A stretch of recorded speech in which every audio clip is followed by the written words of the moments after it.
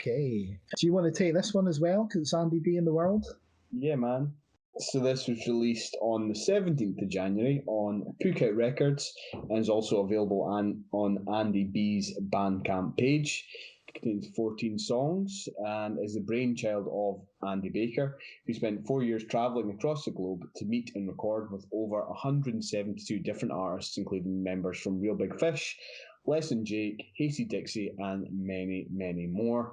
According to an interview that Andy did with www.p3dro.net on the 15th of January, so just a couple of days before the release of the album itself, he wanted to catch up with friends that he hadn't seen since he toured with his own bands, and the concept of the album kind of flowed from there. All proceeds of the album go to the homeless charity Centrepoint and Music for All. I was lucky enough to get my hands on a digital copy of the album, which is available on Andy B's Bandcamp page. However, there was a limited run of vinyls available in either teal, I think it was maybe 1,000 copies released of that, or orange and white, and I think there was a lot less of those released, possibly only 250, that came complete with a 12-page booklet with handwritten credits for each of the artists, lyric sheets, and countless photos from Andy's travels. Unfortunately, however, I don't think there's any available, any of those available on Andy's Bandcamp page. However, if you're still interested, I think you can still get your hands on one from the Pookout Records website. However, what with COVID and Brexit, apparently it might take you a little while before it kind of reaches you. We kind of chose to take a peek of this album after reviewing Joe Billy's I'm the Motherfucking Spider-Man on episode 14, as he helped provide some of the backup vocals on a few of the tracks. I don't know which ones. I just heard him saw him mention it on the I thought maybe heard him on one of them, but I can't be certain. Aye, there's that many. I mean, there's that many. You know what I mean? And I think obviously with Less Than Jake, Hasty Dixie, there's a lot of American accents in there, so he could be anyone, really. Yeah, and there's 14, there's 14 songs, and there's a lot of different vocalists on each and every track. Mm-hmm. Mm-hmm. I've described the album as a bombastic and uplifting ska explosion. That kind of nevertheless touches on the usual themes and topics typical of the genre, such as racism, prejudice, and politics. The first song, for example, Black and Blue, which may be worthwhile noting, is not a cover of the Rancid song, same name. There are no covers on this album. They are all complete original pieces. It's a bright and anthemic call to arms, a declaration of intent, if you will, a really good opening number, and basically goes along the line that although we may be black and blue, bruised and beaten, we the people will stand united against the tyranny of the government and authorities, and asks us to forget our differences and focus on our common ground. The group kind of vocal chorus really hits hard in this one, and you can't help but kind of bop your head along to it. What were your initial thoughts on the opening track, man? Black and Blue is such a good opener. It's a perfect opener to start off an album like this. It just comes in with so much fun and drive to it, and everything you would expect from ska punk or ska style music. There's a sort of acoustic guitar opening, the flaring trumpets, and then there's riving guitar solos throughout. The vocals are really good because there's so many different performances on that song. Yeah. There's a really good pre-chorus call and answer section, and then a massive gang vocal chorus. I don't know how many artists are singing on that, but it's really cool. And there's even sort of dueling Van Halen-esque guitars in there as well. It's really good, man. A really good way to start the album. I think the second track's quite similar in style. Again, it's acoustic guitar, and it's sort of punctuated with brass, and it's got a good drum stomp, a really brilliant chorus, and it's not till maybe the third track that things change. Yeah, I mean, I would agree. The only thing I will say about the second track is, so the second track's called Something's Out. I really enjoyed the guy's vocals on this track. It reminded me a wee bit of John Rias, the lead singer from Rocket from the Crypt. All right, okay. There was just certain words, certain inflections. It felt as if it had this kind of sort of traditional, almost kind of Americano rock and roll quality to it, which I really liked. But yeah, I would agree. The second song pretty much kind of flows more or less along the same sort of vein as the first track, and it isn't until about kind of track 3 or 4, with track number 4 being Frantic, that we see a bit of a change in direction. Yeah, like Protesting brings in a little bit of country to it. There's a little bit of like reggae island twist in there as well, and it made me think of like the Monkey Island soundtrack or something like that. Like it's quite weird, but it's got, it's a song about revolt and protest.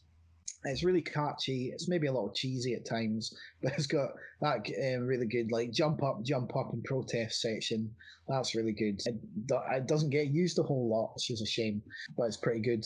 The song Frantic, I was kind of half expecting it to be a cover of the Metallica song, but it's not. I don't know what a ska version of Frantic would sound like. It might be quite good actually. So I was maybe a little bit disappointed, but it's just quite a bouncy ska track, at least at the start. And that whole start section I've written here, you could imagine the music video for that would be filmed on like shaky cam, like that kind of just bouncing about. That kind of just sort of jumpy ska video. So like it kind of morphs into something a bit more akin to like My Chemical Romance and that kind of era of emo. It doesn't. That's the thing about this album. There is loads of ska, but there's also quite a bit of other things on here as well. Yeah, well, I mean, I was going to say Won't Back Down, which is the next track on the album. It came out of left field for me. It was nevertheless a pleasant surprise. The vocals initially kind of struck me as sounding a bit country. However, then it kind of took on more of a kind of swing aesthetic, which I really enjoyed. In fact, that's one thing I will say about the album as a whole. I really enjoyed the female vocals on this track, this album rather. Yeah. They really stood out, and I enjoyed it, every one of them. But yeah, but particularly kind of Won't Back Down. I enjoyed that kind of swing aesthetic, and I just thought it was kind of an interesting juxtaposition to the kind of rest of the song. As for Got Your Back, I thought I thought the vocals reminded me a bit of Roger Lima from Less Than Jake. However, I don't have any proof that he had anything to do with the album. No, I've picked out. I've said it's got a fun Less Than Jake vibe. Yeah. But there's also a bit of pop punk in there. There's a bit of like maybe a bit of, is it Derek Whibley? Is that his name from Sum 41? He's got a strange name. No, that is. I think it is his name. Aye, yeah. So it sounds a bit like him. And then just the new found glory kind of pop punk sort of thing as well. And it's just like, it's lightning fast. Like the drums are lightning fast. And it's just a really driving, fun track with really good vocal melodies. And there's a weird kind of spoken word, almost rapped section towards the end that's okay. Mm-hmm, mm-hmm. Yeah, another kind of standout track for me was, I think it's because ska and kind of post-punk were such a big part of my kind of formative years. When I was listening to this, I couldn't help but liken it to the song, the bands that we used to listen to. Yeah. So, for example, No Righteous Cause, I've described that as being another banger, and the whole album's full of bangers. I really enjoyed the vocals on this track as well, particularly that kind of vocal refrain of So Abrasive. Whenever he sings So Abrasive, I just think it's such a great hook. And I kind of couldn't help but sing along to it. I felt as if it was a real kind of angsty American teen vibe to it, which, as I've written here, was all the rage back in the day when we were growing up. Reminiscent of the likes of Yellow Card. Yeah, I think that's where I'm getting Sum 41 from as well, like that era. Yeah, probably My Chemical Romance as well. They don't sound exactly the same, but there's a sort of scene there, isn't there? Ah, absolutely. Right. I think Follow the Streetlights is pretty good. It kind of sets itself up like a sort of storming ska punk song, but then the vocals are like, it's like warbling new romantic style, like something that you might have heard on that Creeper album. It's still got the big trumpet fanfares and the stabbing guitars, but it's just got a nice twist. It's almost like they've thrown in a bit of like Bruce Springsteen or something in this kind of vocal delivery. It's quite a cool song. I thought, kind of jumping ahead here, but I thought the last song, the 11th Hour, you kind of mentioned the kind of rap vocals and one of the previous tracks there. There's a bit of a return of that in this track, and for my money, it kind of reminded me a bit of Imperial Leisure's Untouchable. Okay. Yeah. Which we kind of featured as part of our November Positivity playlist. And I've written here, like, I understand its placement on the album. The 11th Hour makes sense for it to be the last song on the album. However, I think perhaps it would have been nicer to end the album with either Change the World or Things Change, which seemed to be a bit more uplifting, a bit more positive. I think Things Change maybe because the way that ends, it's got that I've said it's like a classic Less Than Jake-esque melody, but it's all the instruments fade away and it's just vocals, but it's gang vocals chanting. Things change, never thought I'd see this day. Deep down, we're all the same, no matter what we say. Things change, this doesn't have to be the way. No, I'm not giving up, no matter what we say. And that would have been a good. That would have been a good way to end it. Yeah. But like you say, the 11th Hour is quite good. I wonder if that's maybe Zebrahead, because they're a sort of new metal, rap metal kind of band. I only know one Zebrahead song. I think I might have seen them, man. I think I might have seen them, but I only know one song. Yeah, and I can't remember. I think I know one song, and I can't remember the name of it, but I remember really liking it. Can I? But I just never really went in on anything else. Other than that, there's only a couple of tracks that I find really are a bit weaker than the others, and that's Advertise This. It's a bit too poppy and sugary. Change the World maybe as well. It's quite reggae, but again, the vocals for me are just a little bit too sugary. But overall, I think this is really fun. Yeah. And I like the fact that it isn't just wall-to-wall ska. No. Because that might have gotten a bit boring. They've got, there's plenty of other stuff. There's punk rock, there's pop punk, there's folkier sections, there's bits of metal in there as well. So it's quite cool. I enjoyed it. Yeah, it's a pretty ambitious undertaking. Kind of described it as being in a similar sort of vein to the Sound of Van Spirit album, which we covered previously. Yeah. I think in that interview that I spoke about with p3dro.net, he did talk about the possibility of touring with the touring album, which would be quite interesting to see. It'd be a fucking fun concert as well, man. Absolutely would. I mean, you could perform these songs. You wouldn't have to get all the same artists back, but it could definitely be. Well, I think it would just change. It would just change constantly wherever he is at the time. Yeah, just have loads of guests on. That would be pretty cool. Yeah. But yeah, these songs live would be great fun. Yeah, and given that it's called the first one, leads me to believe that he's probably going to do more further down the line. Yeah. It should be good. But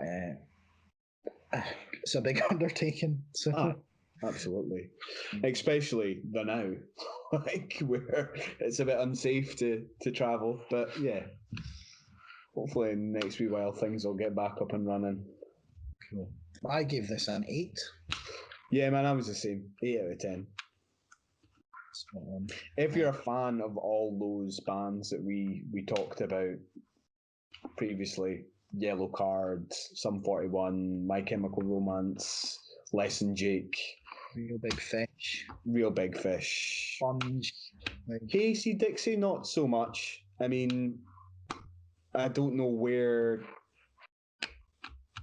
they really came into it. There are some, there's some acoustic. There are some strings, but yeah, nothing that really sounds like Casey Dixie. No. Yeah. Okay, so that was the first one by Andy B and the World.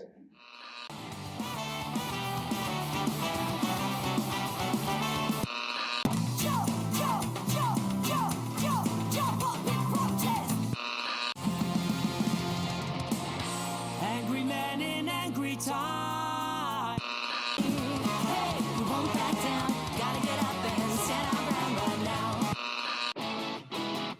We are the product of a total failure. You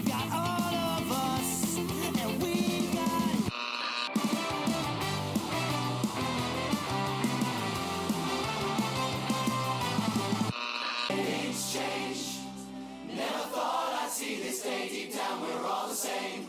No matter what we say, things change. This doesn't have to be the way. Yeah, I'm not giving up. No matter what they say.